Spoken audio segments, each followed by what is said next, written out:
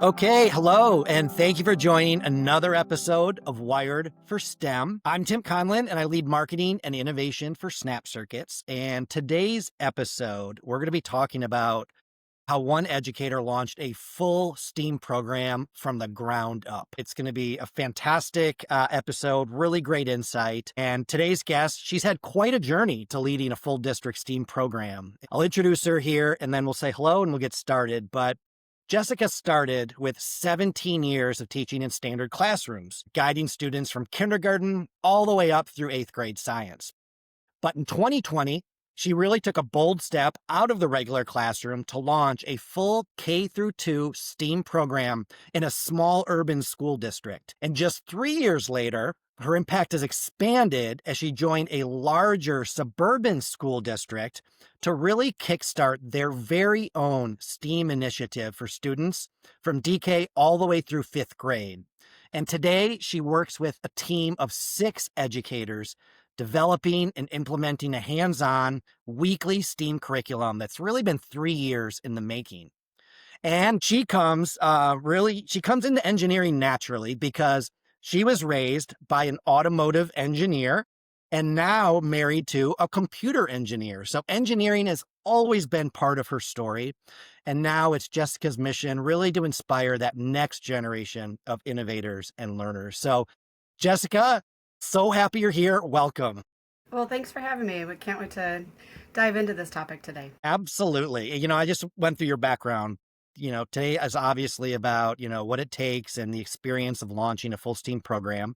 And you are incredibly well versed in this area. So I'd like to start off just by asking you to share a little bit about your background in your own words. And after, many years in regular classrooms, what made you say, yes, I'd like to get more involved in leadership and starting a STEAM program? It actually started right away at the very beginning. I was student teaching, and my dad worked for General Motors at the time. And there is a program that he worked with, A World in Motion, which at the time was a free program, which is sounds like a very good idea to a college student who's just getting started and wanting to bring some innovative ideas to their classroom. So he was able to set me up with the program in my student teaching classroom, where I was able to kind of explore the idea of what does STEM look like within a regular classroom. So we did that. It was very successful, and I enjoyed watching the students kind of think in a different way than they were used to thinking. Then I was in my own classrooms for several years. When you start to see students who are getting stuck with some of the regular classroom work, you tend to see them as different thinkers. And so I started to bring more STEM activities into my classroom, integrating them into language arts and integrating them into math and into science and things like that, and really watching them thrive in those experiences. So those were things that a lot of times were purchased out of my own pocket because they weren't necessarily part of the standard curriculum, but they were something that was a passion of mine, so I was willing to bring those in. That continued all the way through the 17 years that I was in the classroom.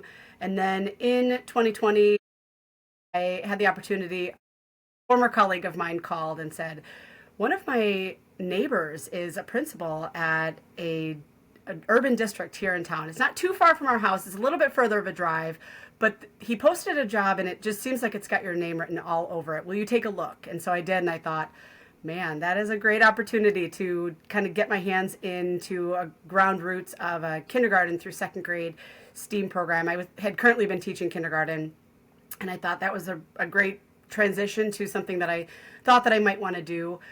In all honesty, at that time, I really thought that I might want to go on to be like an ISD STEM coordinator, where I was working with teachers from all over the county. And I thought, what a great way to get started in that. So started working with the students and immediately fell in love with the idea of being able to offer something to those students that they didn't necessarily see at home. Not everybody has an engineer working in their house or in their family. And so I've always said that kids can't be what they can't see. So when you start to broaden their horizons and give them new opportunities for potential careers down the road, or learning new skills, hard skills and soft skills that they might not otherwise have had, it was really a passion and really lit a fire underneath my educator soul. So then a few years later, that district was taking a turn in a different direction with some new leadership, and another local district that was a little bit further away. See how they keep getting me a little further away from home, a little further away from home. Had the opportunity to start their STEAM program from the ground up. They had 8 elementary schools, no STEAM at that point in any of their schools. Other than their high school program had a robotics team, and they also had just your basic computer science classes, but they had a little bit of middle school STEM is what they were calling it at the time, but they didn't have that branch from elementary up through high school. So that is how I came upon the district that I'm currently working at. Yeah. Yeah, fantastic. And I was going to ask the question, what did the STEAM landscape look like at these schools before you get on there? But it sounds like literally, truly starting from scratch. Is that right? Absolutely. There was the district that I'm in now, did have, prior to 2020, they had implemented media center makerspace situations, which some would say were a success and some would say felt a little bit flat. It required the individual classroom teachers to take their classrooms to the media centers and have that 1 hour time block experience. But the problem was that the teachers felt that they didn't have enough training to feel confident with the technology. They were finding that if the teacher before or the students before hadn't charged the robots, then they weren't available and the students were frustrated. So when COVID took us out of having those experiences, they shut down those makerspace, boxed them up. And so I did have a little bit of materials to work with in terms of things like that, but we really was starting from scratch again. And you've had 2 experiences, and maybe you choose which kind of experience, or maybe touch on both through some of these questions. But maybe the K through 5 sounds like the bigger challenge, and overall number of schools and all of that. But I'll leave that up to you. But I wanted you to talk about when you started. How did you come in? What was your vision? And how did you define what STEAM would mean throughout your program, and how specifically with the arts too, how that comes in through the STEAM?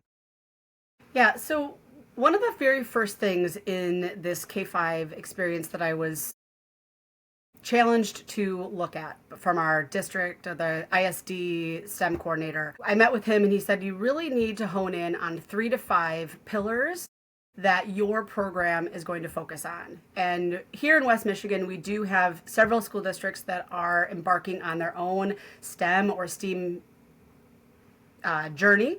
And they all look a little bit different. Some really want to focus on robotics and they want to have a great high school robotics program. Some want to focus on computer coding. Some want to focus on engineering, things like that. So we had to really decide what we wanted to focus on. And the 5 pillars that we decided on as a district were design thinking, collaboration, problem solving, resilience, and then technology competency, so that we could put a lot of things into that technology piece without it necessarily being the main focus.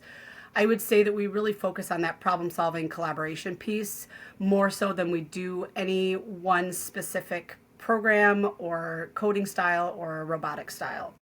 So once we had that in mind, we started to look at how did we want to structure our year? And so we are in a trimester situation in our district. And so within the first trimester, we try to hit upon each of those pillars as a first look. Second trimester, we try to go back to each of those pillars as building more knowledge. And then in that third trimester, we really dive deeper with some project-based learning and things like that. So that's how we decided we wanted to structure our year eventually. When we first started, it was just myself and 8 buildings, and that sounds daunting. And to start with, I saw every single student DK through 5 in the district 2 times that year. And I came in with big visions of a spiraling curriculum and how I was going to spiral it through DK through 5. And our innovation director said, that sounds great. Let's put that on pause for right now, because right now what we need to do is we need buy-in. And in order to get the buy-in from our community stakeholders, we need these kids really jazzed up and excited about STEAM. and we need them to go home and we need them to be telling their parents what a great time they had. So will you please just select absolutely your favorite 2 lessons for each and every grade? And that is what I would like you to deliver. It doesn't matter if there's any connection between those 2 lessons. They are just 2 standalone lessons that get them really excited. So that is exactly what we did. I was fortunate enough to be able to purchase a few big wow pieces of equipment that year to really get their attention. So that was very helpful. From there, we brought on 2 additional teachers the following year. So there were 3 of us total. We were still at this point push in at most of our buildings. So we were on a cart and wagons, bringing materials in that second year, we were able to service every student 10 times. So about every 3 weeks, they were able to have a STEAM experience throughout the district. The following year, we brought on an additional 2 teachers, which is when we were able to go full time. So once a week STEAM for every single student. And then this year we did bring on a part-time 6th teacher. So we are able to do, we kind of call it Wacky Wednesday. It's an extra STEAM experience. They get about 4 times per trimester where we're focusing on something specific per grade level. So that's where we're at currently, is full-time. Amazing. That's quite a journey for sure. Can you talk a little bit about the stakeholders and kind of the realities of budget planning and all of that? You talked a little bit about some advice you got of just focus on a couple, but maybe starting off about, how did you negotiate? How did you advocate for the program and all that with who? Yeah, well, I will start by saying I was very, very fortunate that a lot of that road work had been done before I came to the 2nd district. There had been a technology bond that had been passed prior to me arriving that was specifically earmarked for this elementary STEAM program. So that is a 5-year bond. So we are still able to procure our technology pieces through this bond, which has been very helpful because it is kind of the sky's the limit, I will be honest. But I don't want people to become discouraged by that because in my previous experience in my urban school district, I was working with a budget of about $1 per student for the entire school year. So that is not easy. I will say that is a challenge, but I think those of us who take on a role as a STEAM teacher, we're here for a challenge, we're ready for a challenge, and you just have to look at things a little bit differently. Yes, in that district, I was able to go out and get a large grant that did allow me to purchase one particular robot and set of tablets for my program. In our district currently, we are working with about 5 different robots. And so that is the difference between having a technology bond and going out and finding your own grants, is that you might have one that you need to choose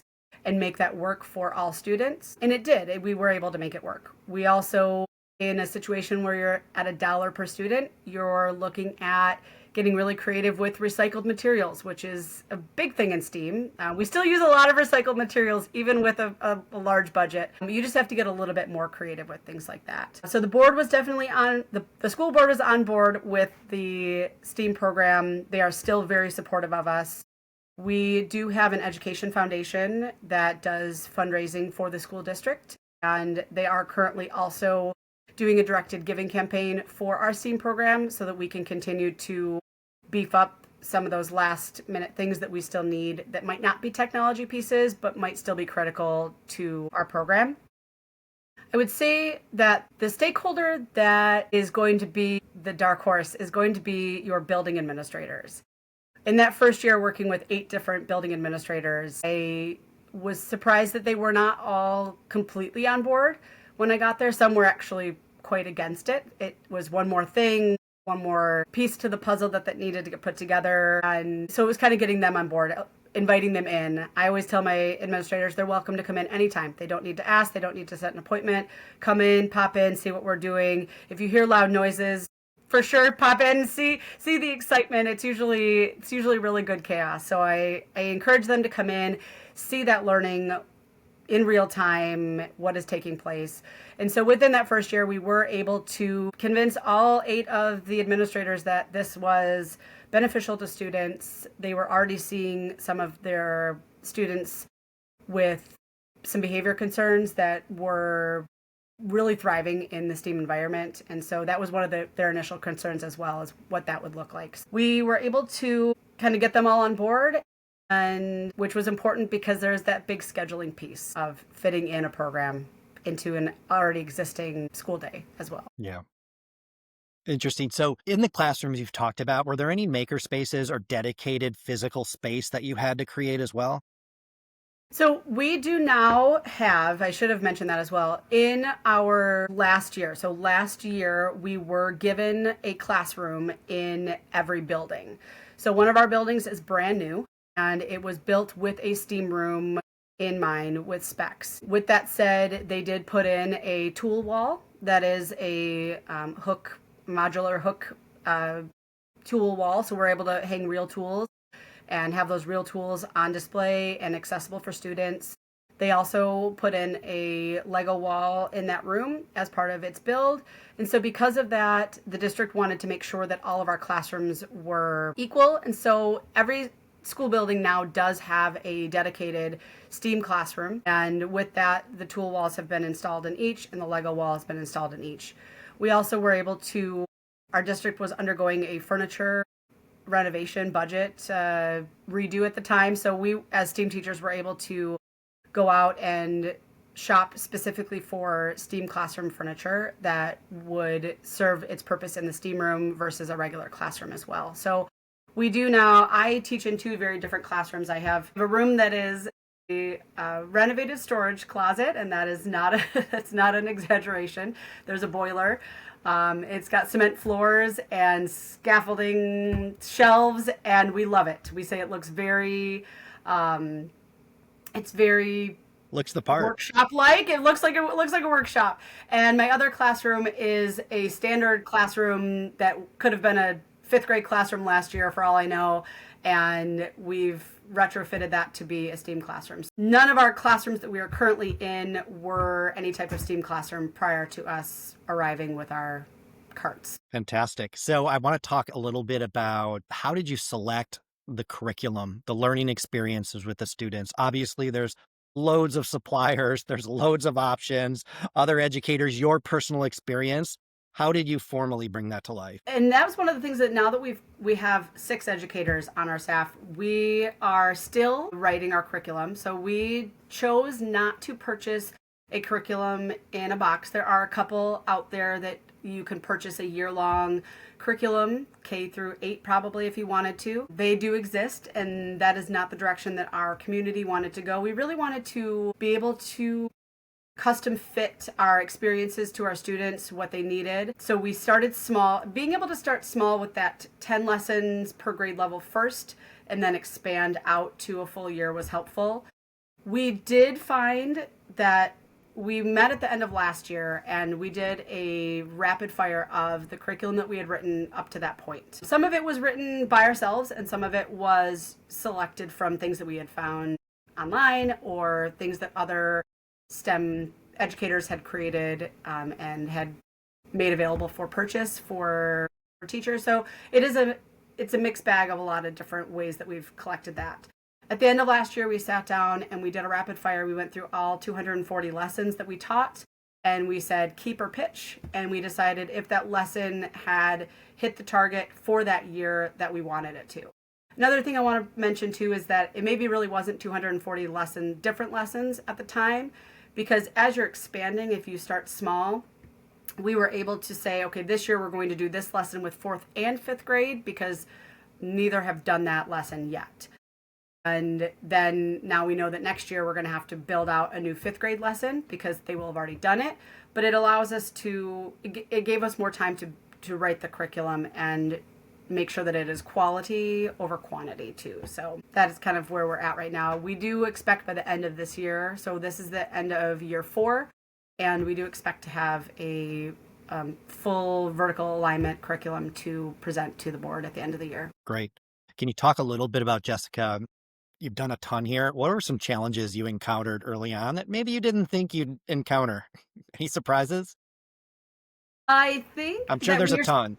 Yeah, when you're starting from scratch, I think that you have to kind of set aside any of your preconceived notions of what students might be able to do, both good and bad. One of my very first days in this district, we were building paper rockets, and I set out tape dispensers on every table, and I think we were working with fourth grade.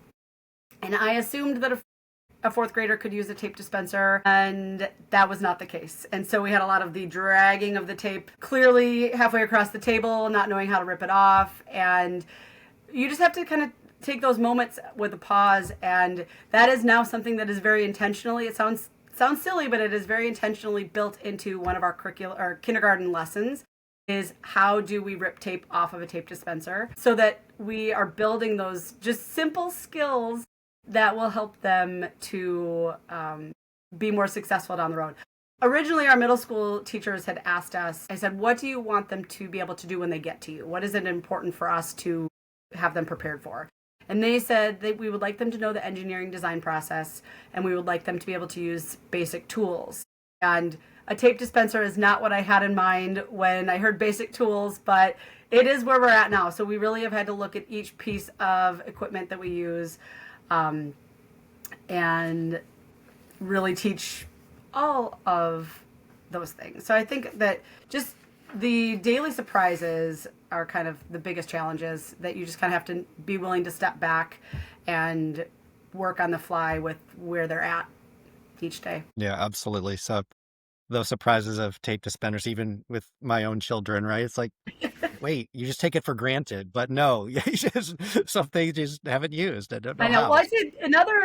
I want to talk about one more challenge that is a little bit less concrete. But one of the other challenges, I think, too, was working with the preconceived notions of the teachers. And though they don't have to stay in the classroom during STEAM, when we were push-in, they are welcome to leave and go work on something outside of their room. Some of them did stay, and those are the teachers who now are some of my 6 STEAM colleagues, because they were intrigued.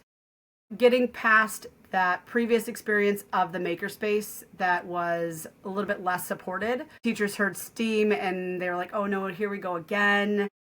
So making sure that the teachers weren't putting some of those preconceived notions onto their students and what STEAM might be and what it might look like in their classroom. So that was kind of a non-concrete challenge that we needed to face that first year for sure. And that ties in with the question that I wanted to ask, Jessica, really around what sort of any professional development or training for your 6 colleagues and any ongoing efforts that you do? Yeah, so I will say when I got started in STEAM, there were not any college programs. Now I know you can go and you can get a certificate in STEAM education. That wasn't a thing when I finished up my master's, so that wasn't an option. But we do, as a team, we attend the Michigan McCall Conference every year, which is our local Michigan Tech conference for educators. And so that is one thing that we do attend, just to kind of keep a pulse on what's going on in STEM education in our state. We've also had an opportunity to attend some trainings from some companies that have come in to do some extended training in some of the materials that we've purchased. Some of them have reached out and asked us if we wanted additional training. Some of them we've asked. So we've done that during our PLC time. We've been able to do video conferences and learn some things that were kind of surprising about some of the things that we purchased that we didn't know that they even had the capability. I think when you're initially starting a program and you're purchasing so many new technologies, you are drinking from a fire hose that first couple of years, and you've got the basics down pat. And I'd love to say that we're all experts, but we're not all experts in all of our technology that we're using. We know just enough to kind of get through those first couple years. So we're constantly seeking out webinars and just different ways that we can learn a little bit more about the products that we are using, because honestly, our students are starting to kind of outlearn us. They're learning at a very quick pace, which is a great thing for our program, but we need to make sure that we are staying a step ahead of them and we know where we can take them from here. Yeah. So, Jessica, what's next for your program? And you just said, right, the world's a rapidly changing place right now, and there's so much going on. And so where do you see the future going for your program? There is. So in the very short term, we've got our really exciting community event coming up next week. We are on our 3rd Community STEAM Family Night event that the first year brought in about 600 students. Last year we had about 1,500 students, and so we've had to change locations this year. We bring in all kinds of community partners that are there and excited to share their passion for STEAM with all the parents. It's a great opportunity for the parents to see the hard products that we've purchased over the years and see their students use them and have the students explain to their parents what they are. So that's really exciting on the real near term. Long term, we are really excited to be finishing up our DK through 5 spiraling curriculum so that we can move on to really working through that vertical alignment with our middle school. Our district is currently renovating one of our buildings to put in a new robotics center, robotics lab for the high school. And so we want to make sure that when that lab is up and running, we are sending on students who are prepared both in their hard skills and their soft skills to make the most of that lab when it's ready and available. It's awesome. It sounds like you and your colleagues just have a ton to be proud of. Just spectacular work, it sounds like. Any final pieces of advice or any thoughts you'd like to convey to folks? I think the biggest thing that we've found as we've done this is that if you're passionate, it doesn't necessarily matter what your budget is. But communicating budgets is really important so that you don't set yourself up in a situation where you can't be successful. For administrators, I would say allow for failure. I always say fail fast. I want to try things, I want to fail fast. And it's going to happen. So as long as teachers know that if you're trying new and innovative things, they're not always going to work out the very first time. So also starting slow, starting small, and building from there. We did not try to implement our program on a 5-day-a-week basis that very first year or even the second year. So we really took it slow so that we were able to build in that support, build in the budget, build in the materials. So we weren't trying to do it all at once. And I think that is one of the things that has made us pretty successful to this point. It sounds like you guys are doing fantastic things.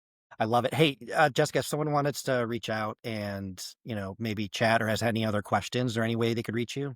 Yeah, you can reach me via email, and that is teachingfullsteamahead@gmail.com. Well, that's easy. Teaching full steam ahead. All right, I'll throw that in the notes too, so Perfect. people can see it if you want. Okay, great. So Jessica, awesome. 30 minutes goes really quick. And I can't thank you enough for taking the time. It sounds like you're an amazing educator, a creator, this lifelong champion, right, of curiosity and innovation, creativity. So just a huge thanks for sharing all your thoughts today. I really appreciate it. Perfect. Excellent. Thank you so much for having me. All right, absolutely. And that's it for today's episode. So don't forget to follow or subscribe wherever you get your podcasts. And if you're feeling generous with your time, please leave us a quick review. It can help others find the show. So thanks again. I'm Tim Conlin and really appreciate it. And we'll see you next time.